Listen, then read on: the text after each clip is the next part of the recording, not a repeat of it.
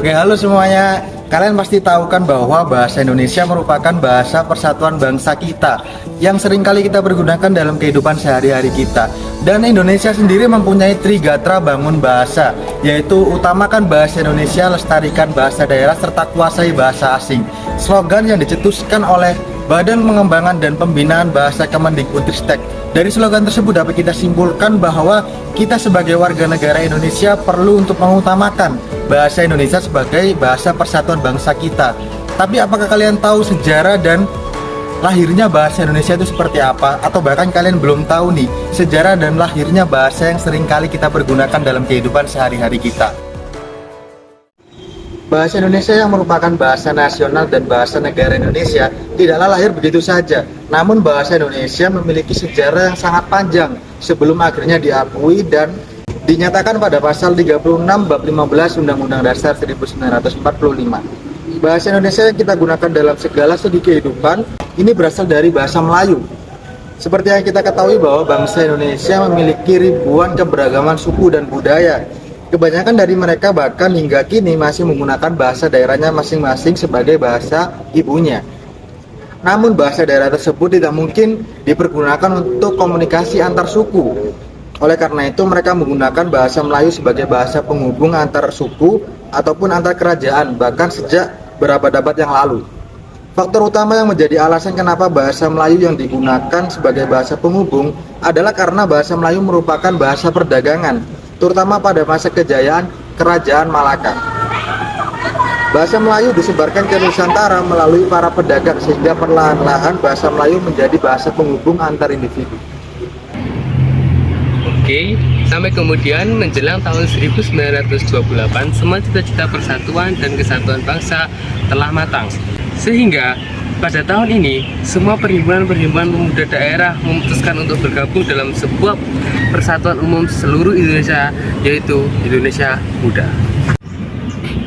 Oke, dan pada tahun itu juga, tepatnya pada tanggal 28 Oktober tahun 1928, diadakan Kongres Pemuda seluruh Indonesia yang menghasilkan seluruh resolusi bersejarah yang selanjutnya disebut Sumpah Pemuda yang tertera pada berikut.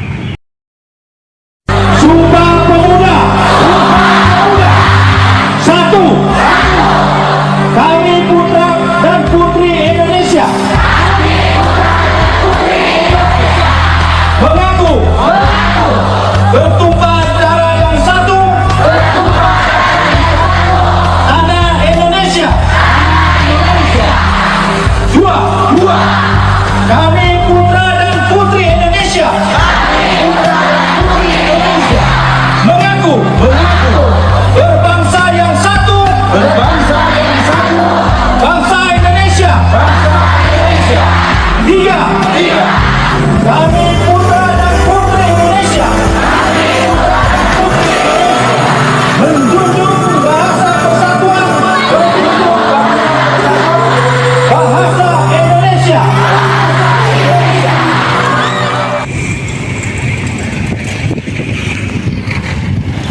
Oke, sejak saat itu peristiwa tersebut dianggap sebagai titik permulaan sebenarnya bagi bangsa Indonesia sebagai alat serta lambang kemerdekaan nasional. Namun, selain menjadi alat persatuan politik bagi bangsa Indonesia, bahasa Indonesia juga menjadi bahasa kesastraan Indonesia modern. Setelah tahun 1928 berlalu, kesastraan Indonesia berkembang dengan sangat pesat. Bahkan, mulai berdiri sebuah angka sastrawan muda yang menamai dirinya sebagai Bujangga Baru. Pada tahun 1933, yang dipimpin oleh Takdir Alis Jahbana, mereka kemudian menerbitkan majalah sastra dan budaya yang bernama Bujangga Baru sebagai media komunikasi dengan masyarakat luas. Pada masa kolonial Belanda, bahasa Melayu juga berkembang cukup pesat. Bermula pada tahun 1901 telah disusun Kitab Logat Melayu yang memuat ejaan resmi bahasa Melayu oleh C.H. Van Ophuijsen yang memantapkan kedudukan bahasa Melayu. Bahkan Gubernur Belanda pada kala itu menetapkan bahasa Melayu sebagai bahasa pengantar di sekolah-sekolah Bumi Putra.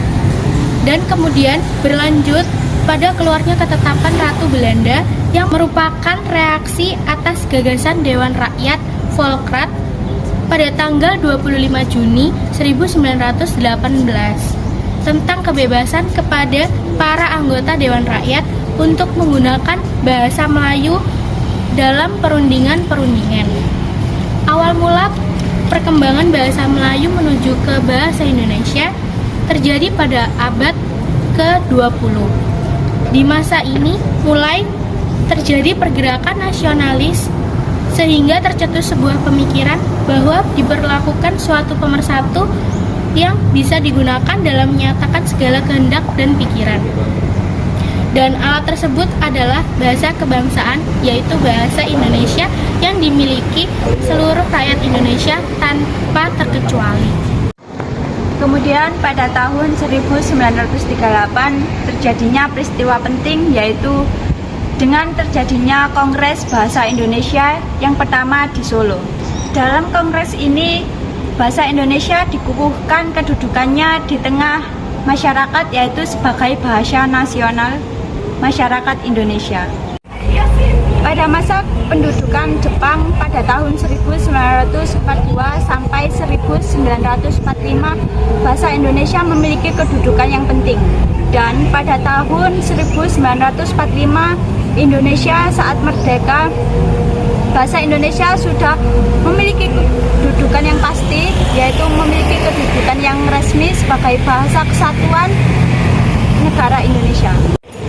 Bahasa Indonesia selanjutnya memiliki perkembangan yang sangat pesat karena penetapan pemakaian ejaan baru, yaitu ejaan yang disempurnakan pada tanggal 16 Agustus tahun 1972. Sejak saat itu bahasa Indonesia sudah selangkah lebih maju untuk menuju kemerdekaannya. Pertanyaan selanjutnya, untuk mendukung perkembangan bahasa Indonesia tersebut, maka pemerintahan membentuk sebuah lembaga yang bernama Badan Pengembangan dan Pembinaan Bahasa, yang khusus ditugaskan untuk menangani hal-hal yang bersangkut paut dengan bahasa. Sudah banyak kegiatan dilakukan lembaga ini, seperti mengadakan lembaga penelitian, seminar, serta konferensi. Semua kegiatan ini dilakukan demi kemajuan bahasa nasional dan juga bahasa daerah. Bahasa Indonesia tetap berkembang hingga kini, meskipun berlangsung secara perlahan-lahan. Ditambah lagi adanya Kongres Bahasa pada mulanya hanya dilakukan untuk memperingati Sumpah Pemuda. Namun, kini menjadi kegiatan rutin pemerintahan 5 tahun sekali. Dengan adanya kongres yang diadakan pemerintah dan para praktisi bahasa dan sastra Indonesia ini, bahasa Indonesia telah tumbuh terus dengan cukup begitu pesat, sehingga bahasa ini telah menjelma menjadi sebuah bahasa baru. Dan meskipun bahasa Indonesia bukanlah bahasa ibu bagi kebanyakan penuturnya, namun bahasa Indonesia digunakan dalam segala aspek kehidupan, sehingga dapat disebut sebagai sebuah bahasa yang dapat digunakan oleh seluruh masyarakat Indonesia. Nah, itu dia video dari kami tentang sejarah serta lahirnya bahasa Indonesia. Terima kasih, semoga bermanfaat. Sampai jumpa.